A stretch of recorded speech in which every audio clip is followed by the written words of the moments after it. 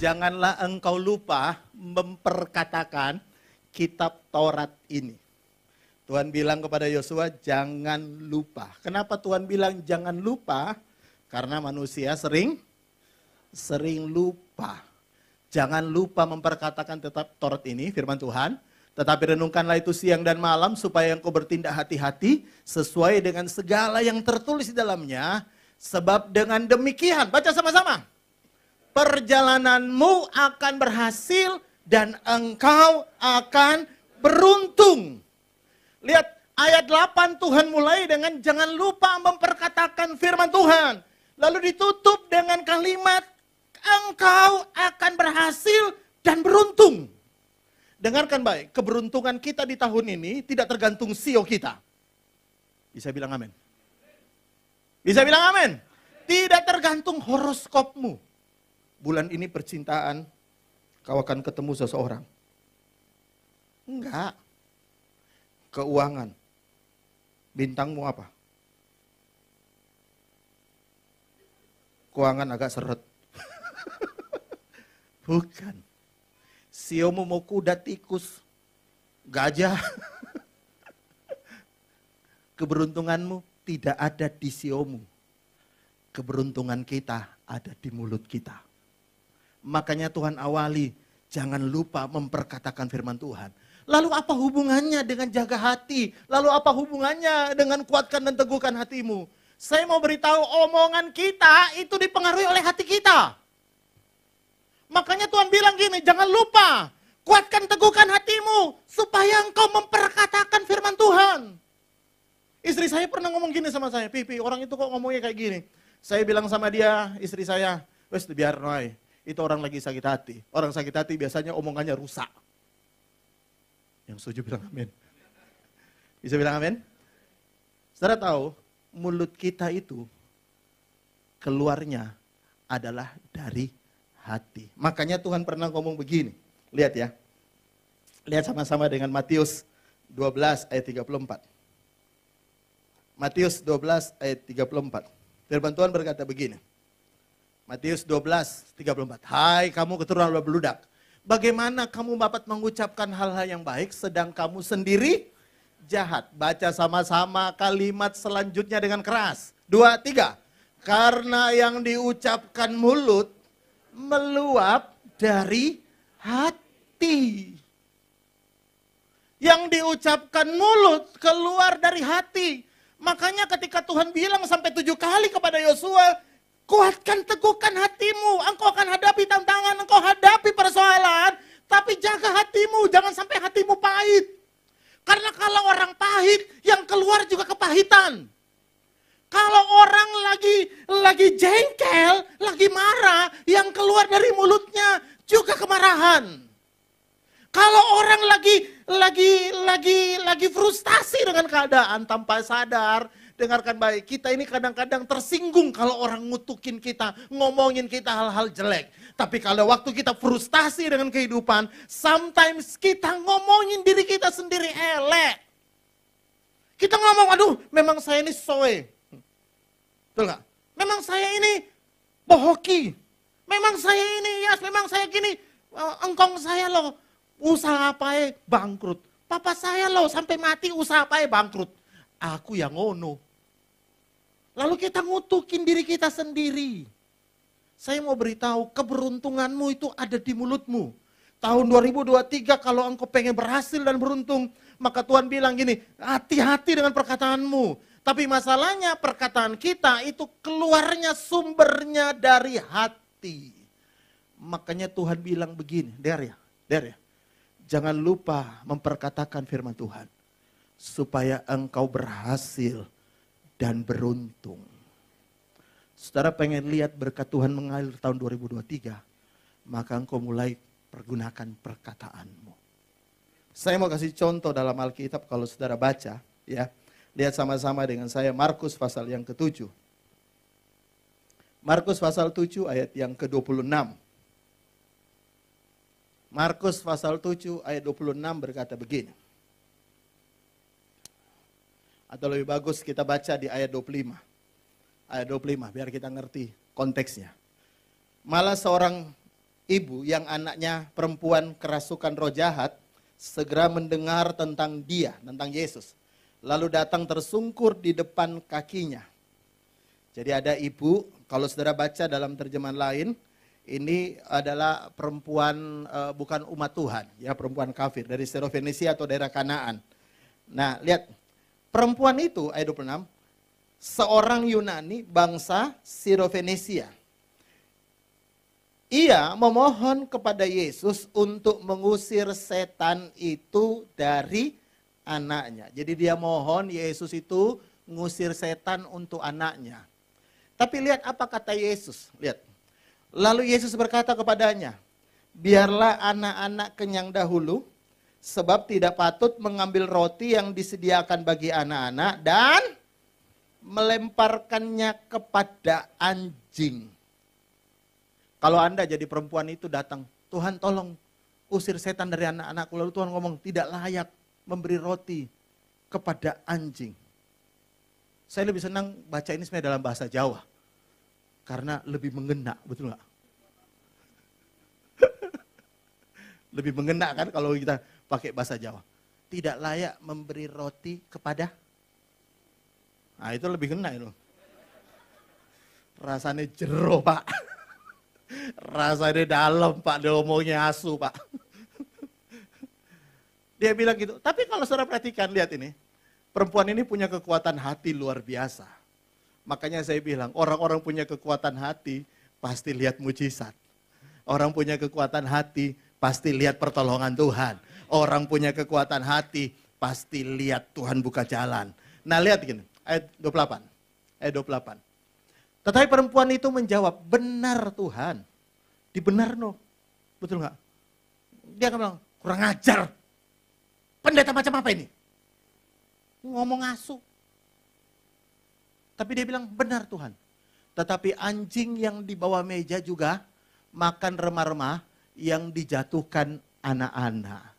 Wow, luar biasa. Orang itu hadapi tantangan itu kadang-kadang kita, jangankan dipukul saudara. Baru diomongin naik udah mundur. Pak Gembala, tahun ini saya mundurkan diri. Baru diomongin, belum ditonjok.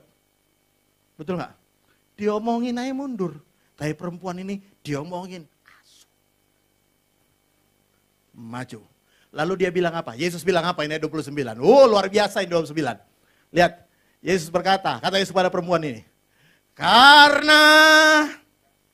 Ayo baca sama-sama. 2, 3. Karena. Setan itu sudah keluar dari anakmu.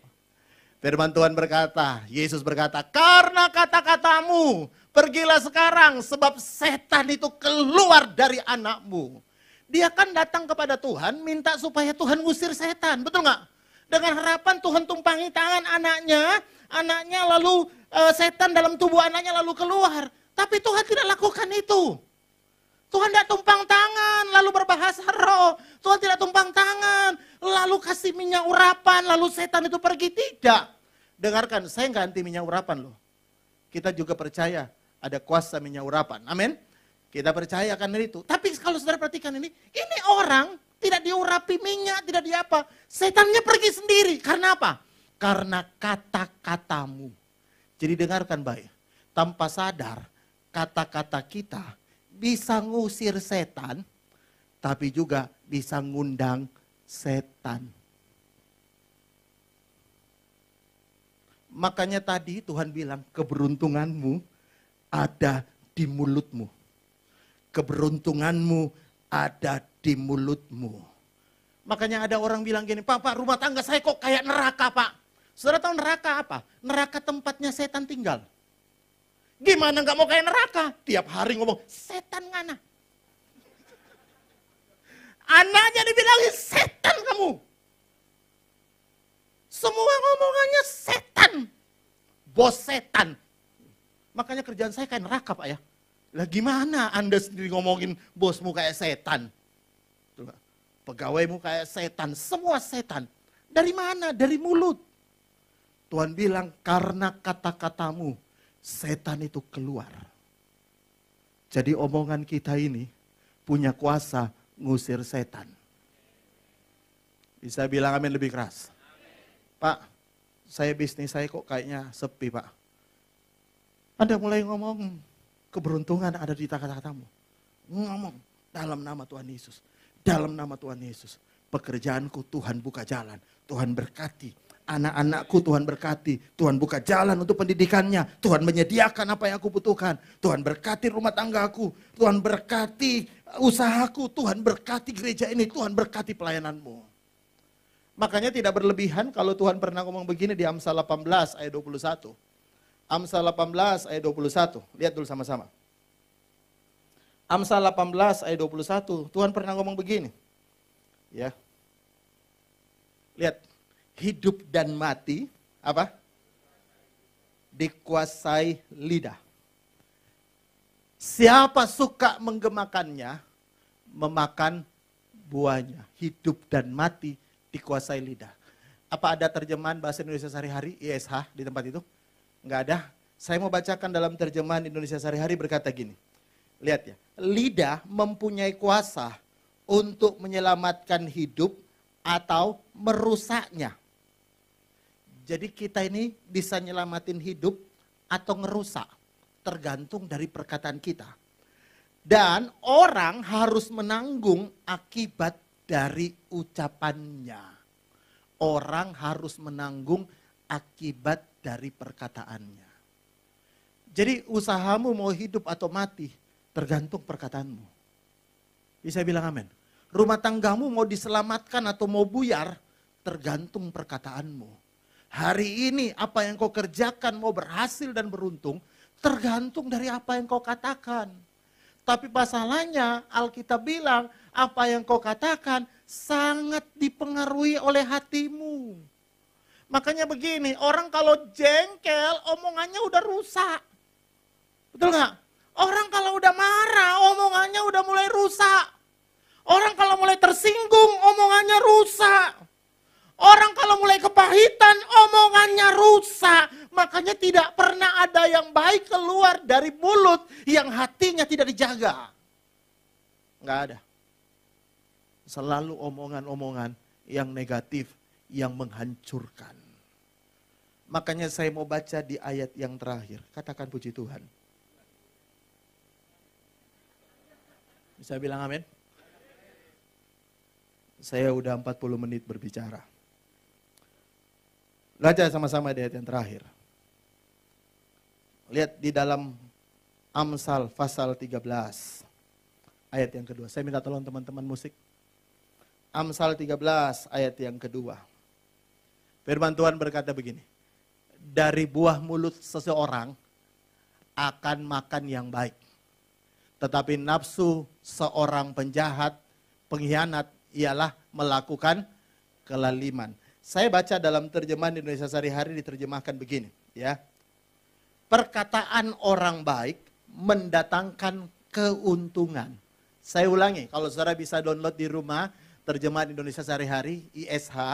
Kalau dalam bahasa Inggris itu terjemahan The Message. The Message itu bahasa Inggris sehari-hari, tapi kalau ini adalah bahasa Indonesia sehari-hari. Dikatakan begini, perkataan orang baik mendatangkan keuntungan. Orang yang tak jujur senang pada kekerasan. Tapi lihat ayat 3, tolong tunjuk ayat 3. Ayat 3. Siapa menjaga mulutnya, baca sama-sama, memelihara nyawanya. Siapa yang lebar bibir bukan ini, lebar banget bibirmu, bukan. Lebar bibir akan ditimpa kebinasaan. Saya baca dalam terjemahan Indonesia sehari-hari dikatakan begini, ya. Orang yang hati-hati dalam tutur katanya akan aman hidupnya. Saya ulangi, orang yang hati-hati dalam tutur katanya akan aman hidupnya. Tahun 2023 saudara mau lihat semuanya baik-baik saja, ucapkan yang baik. Amin. Lalu dikatakan begini, orang yang sembarang bicara sembarangan akan ditimpa kemalangan. Jadi kita mau malang atau untung, Alkitab dengan jelas berkata, tergantung dari mulut kita. mulutmu dipengaruhi hatimu. Masuk tahun 2023 ini beresin semua. Engkau yang lagi sakit hati dengan mertua, beresin. Sakit hati dengan menantu, beresin. Sakit hati dengan siapa, beresin.